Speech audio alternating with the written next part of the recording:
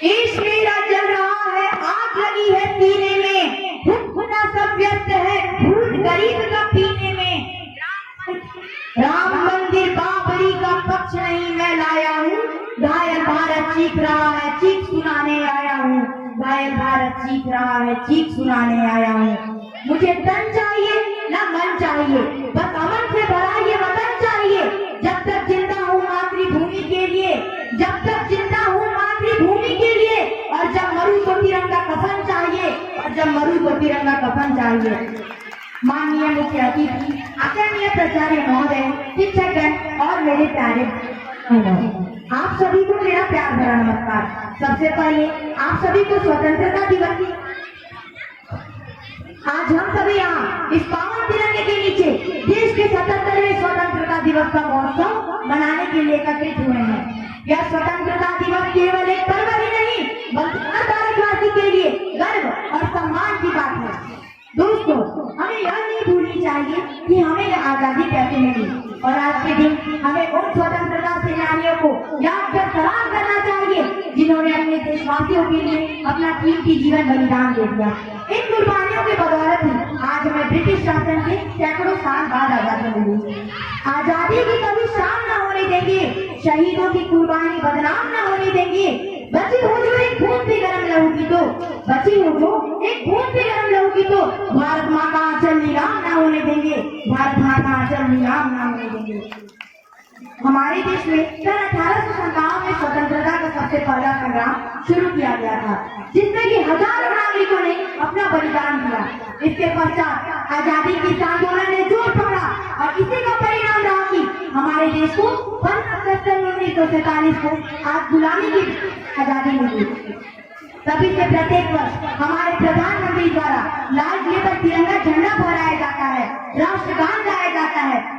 शहीद स्वतंत्रता सेनानियों को 21 तोपों से सलामी दी जाती है। आओ झुककर सलाम करें उन्हें जिनके हिस्से में यह मुकाम आया है। आओ झुककर सलाम करें उन्हें जिनके हिस्से में यह मुकाम आया है। किस कदर खुशनसीब है वो लोग जिनका लहू गरीब के काम आया है, जिनका लहू भारत के काम आया है। आजादी की लड़ाई महात्मा गांधी, सरदार वल्लभ भाई पटेल, नेताजी सुभाष चंद्र बोस, मंगल पांडे, बालगंगाधर तिलक, चंद्रशेखर आजाद, भगत सिंह, सुखदेव और राजगुरु जैसे महापुरुषों ने आजादी के संघर्ष की कठिन राह में इन महापुरुषों ने कई बार जेल यात्रा भी की और अंग्रेज सरकार के अत्याचारों को भी सहा। महात्मा गांधी ने जहां अपने अहिंसा के सिद्धांत से पूरे देश को एकता के सूत्र में पिरोया, तो वहीं भगत सिंह, सुखदेव और राजगुरु देश की स्वतंत्रता के खातिर फांसी के फंदे पर अल्पायु में ही झूलते हुए शहीद हो गए। जब आंख खुले तो धरती हिंदुस्तान की हो, जब आंख बंद हो तो यादें हिंदुस्तान की हो। हम मर भी जाए तो हमें कोई गम, हम मर भी जाए तो हमें कोई गम नहीं, बस मरते वक्त मिट्टी हिंदुस्तान की हो, बस मरते वक्त मिट्टी हिंदुस्तान की हो। आज हमारा भारत हर तरह के क्षेत्र में प्रगति कर चुका है, चाहे वो साइंस हो, टेक्नोलॉजी हो या खेल कूद हो। जहाँ दूसरे देशों को फिल्म बनाने में जितना खर्च लगता है, उससे भी कम खर्चे में आज हमारा चंद्रयान 3 चांद की सतह पर फहराने जा रहा है। आज हमारा भारत विश्व गुरु भी बनता जा रहा है।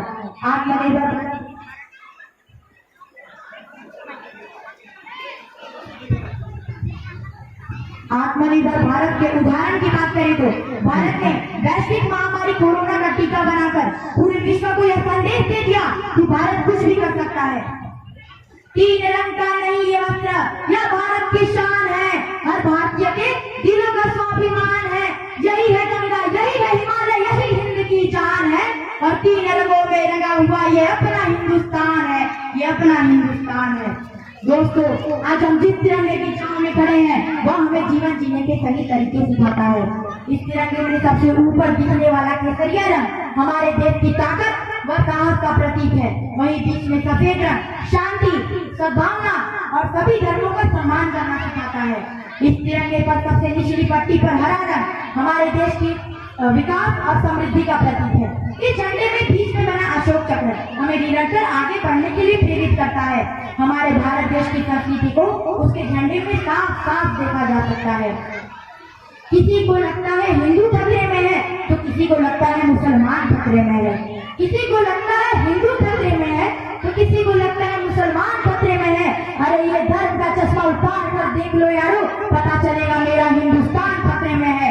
मेरा हिंदुस्तान खतरे में है।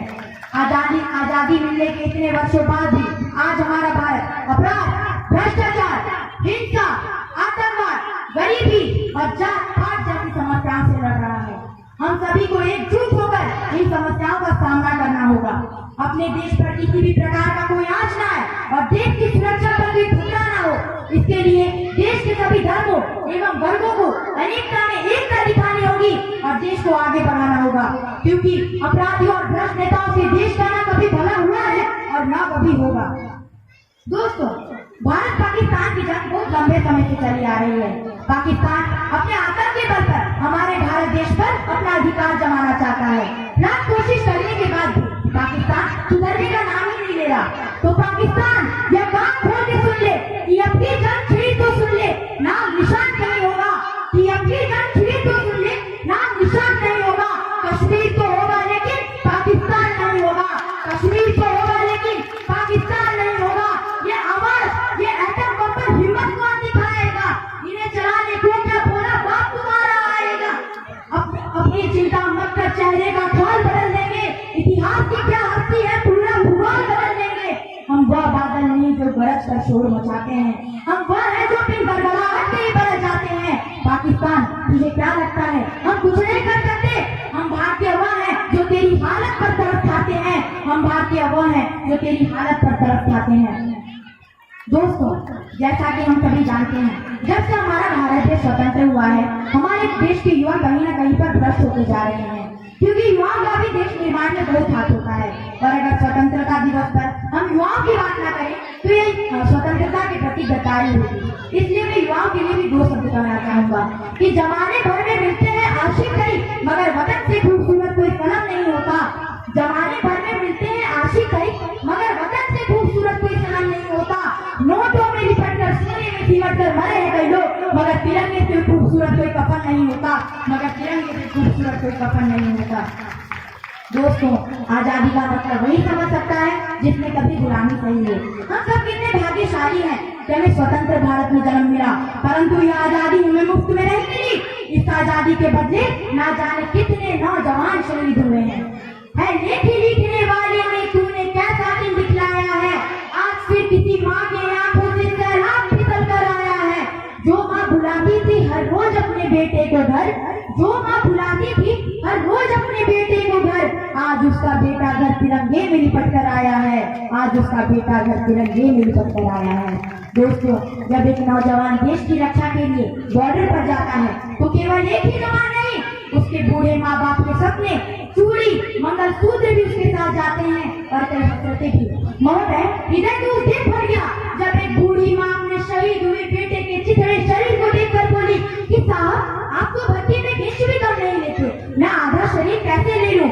जब एक शहीद हुए जवान की विधवा की वेदना चीख चीख कर कहती है कि प्यार भी भरपूर गया, मांग पर सिंदूर गया, नन्हे वाली हालों की लंगोटियां चली गई, छोटी छोटी बेटियों की चोटियां चली गई, और आपके लिए तो बस एक आदमी मरा है साहब, और आपके लिए तो बस एक आदमी मरा है साहब। मेरी घर की तो रोटियां ही चली गई, मेरी घर की तो रोटियां ही चली गई।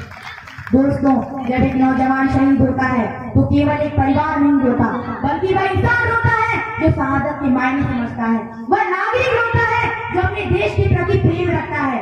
और जब तिरंगे में लिपटे हुए उस जवान को आखिरी बार उसकी मां सीने से लगाती है तो 140 करोड़ हिंदुस्तानी रोता है। यही है हमारे भारत देश की सच्चाई। तो यही है हमारे भारत देश की सच्चाई। नफरत बुरी है ना, पालो इसे, मन से खाली भाई निकालो इसे। ना मेरा ना तेरा, ना इसका ना उसका, ना मेरा ना तेरा, ना इसका ना उसका, ये सबका वतन है, संभालो इसे, ये सबका वतन है, संभालो इसे। आज इस स्वतंत्रता दिवस के पावन अवसर पर हम सभी ये शपथ लेते हैं कि अपने भारत को फिर से सोने की चिड़िया बनाएंगे, हर घर में तिरंगा लहराएंगे, आत्मनिर्भर भारत बनाएंगे, दूसरे देशों के आगे हाथ नहीं फैलाएंगे और जरूरत आने पर इसकी रक्षा में बलिदान हो जाएंगे। अंत में मैं कुछ पंक्तियों के द्वारा अपनी वाणी को विराम देना चाहूंगा कि ना खौफ है मौत का, ना आरज़ू है जन्नत की, ना खौफ है मौत का, ना आरज़ू है जन्नत की, बस कभी जिक्र हो शहीदों का तो ये मेरा भी एक नाम है। जब कोई पूछे मेरे बारे में तो मेरी यह पहचान लिख देना, उठाना तिरंगा झंडा और सीने पे हिंदुस्तान लिख देना। जब कोई पूछे यह पागल था कौन, जब कोई पूछे यह पागल था कौन, जिस्म में लहू का एक बूंद भी तो उसे निकालना और माँ तुझे सलाम लिख देना, उसे निकालना और माँ तुझे सलाम लिख देना। आज आप सभी को भी मुझसे आवाज